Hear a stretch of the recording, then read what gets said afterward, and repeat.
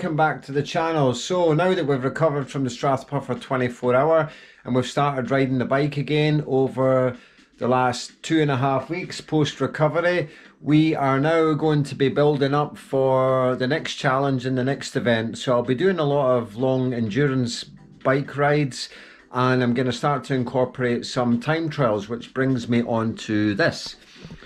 So we're obviously in the pain cave room, which is a spare bedroom, office, does anything room, and we've got the giant Trinity time trial bike, which I love, set up on the Wahoo kicker. Now, the reason for this is because I am now of a middle age, at the age of 46 in 2024, and I want to ride a sub 4-hour 100-mile time trial. So I want to be able to do 100 miles in under 4 hours, averaging over 25 miles an hour. This will be my bike of choice to do it on. However, the front Corima aero wheel is damaged. The hub's actually cracked, so I'm just using it for stability on the Wahoo kicker. So we'll need a full set of new wheels, disc wheel, aero front wheel, or tri-spoke, etc.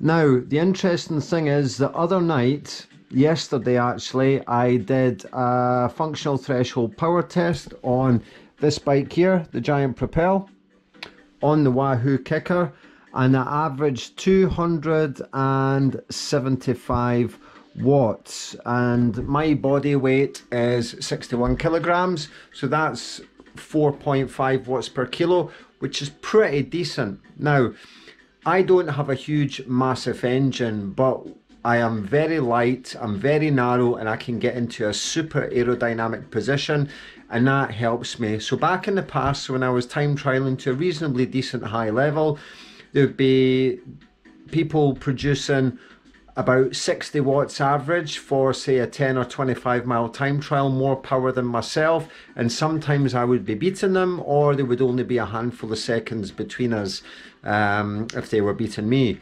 And that's simply because of my body shape and how aerodynamic I can get.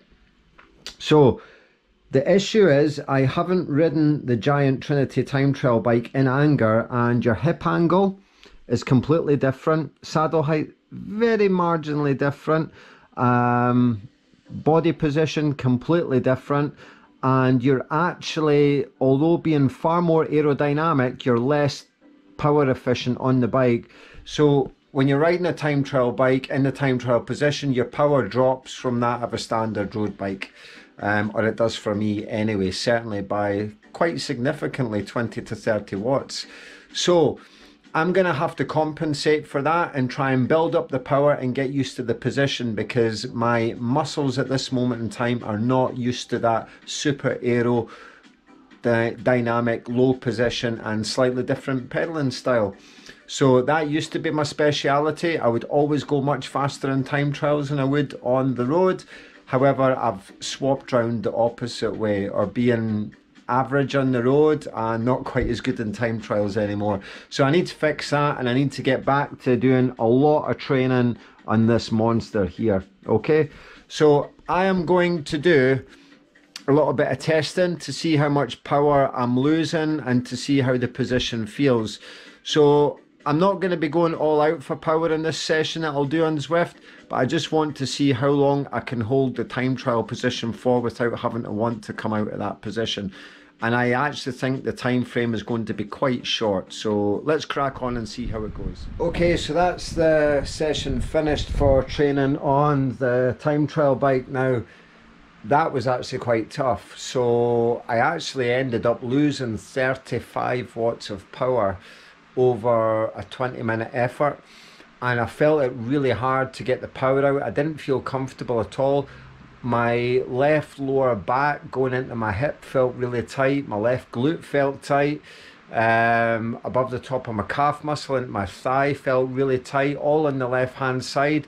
So it did ease off once I completed the session, and then I did a high cadence but like low power output, only 150 watts, spinning at 95 to 100 RPM. That seemed to help and feel much better. So it's just going to be a case of getting used to this position. I'll imagine the power will increase quite quickly over the next couple of weeks, and then it'll plateau as I have to build strength. It's just about getting used to the position. But as I say, this will get changed to an 80mm deep front section wheel or tri-spoke, and we'll have the disc on the back. Change out the crank arms. That is a rotary Q-ring oval. I'll probably end up going back to a round chain ring. I'll remove the front mech and we'll go for one big solid chain ring. We'll go to an 11-speed cassette because that's actually old Dura-Ace 10-speed, and we'll go to DI Dura-Ace rear mech with electronic shifting to get rid of the cables. So thank you very much for watching, and this is we start to build up for a 4 sub-hour, to go under 4 hours for 100 miles. So yep, hopefully we should be able to do this. It's just going to be a case of training consistently and getting used to this position again.